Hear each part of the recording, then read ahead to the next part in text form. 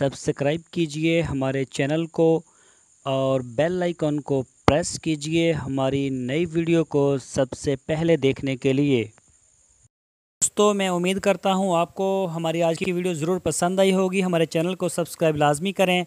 अपना बहुत सा ख्याल रखना। फिर मिलेंगे एक नई वीडियो के साथ। अल्लाह हाफिज़। बिस्मिल्लाहिर्रहमानिर्रहीम। अस्सलामु अलैकुम। मेरे दोस्तों, क्या हाल चाल है। मैं उम्मीद करता हूं कि मेरे तमाम दोस्त खैरियत से होंगे।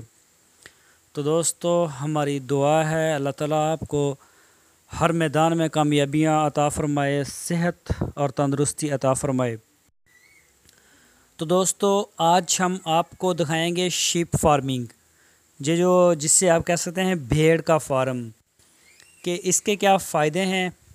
हमने वीडियो बनाई है काफ़ी स्लो करके, इसकी स्पीड रखी है ज़रा, ताकि आप अच्छी तरह से देख भी सकें और इसके सारे फीचर्स के बारे में बात होगी। तो दोस्तों, सबसे पहले मैं अपना तारुफ़ करवा दूं। मेरा नाम है तारिक चौधरी और आप देख रहे हैं हमारा यूट्यूब चैनल DGF।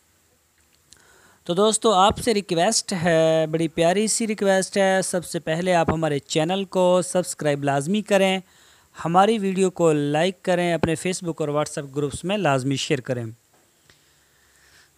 तो दोस्तों, ये जो हम आपको एक फार्म का माल दिखा रहे हैं, चराई के ऊपर आया है ये। तो ये भी एक उसी इलाके से रिलेटेड इलाका है जहाँ पे पानी की शदीद किल्लत है।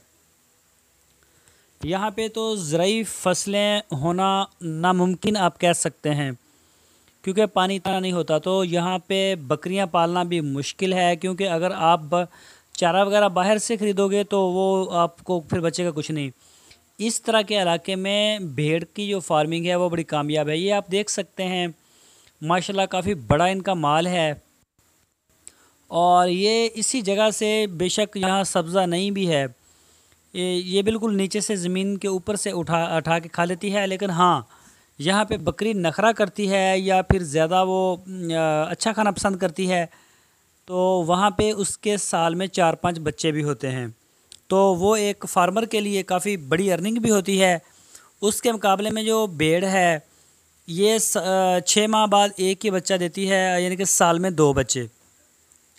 लेकिन इसको पालना बड़ा आसान है। आप देख सकते हैं आपके सामने अब क्या चीज़ है। यहाँ पे पहले जब बारिशें वगैरह हुई थी या पानी था इनके पास, तो इन्होंने इस जगह के ऊपर चारा काश्त किया था, और जब वो ख़त्म हो गया, चरागाह ख़त्म होगी, तो इन्होंने फिर यहाँ पे जो है ना खाली प्लाटों में ही ऐसे छोड़ दिया, क्योंकि ट्यूबवेल का पानी नीचे पानी कड़वा है तो पानी लग नहीं सकता।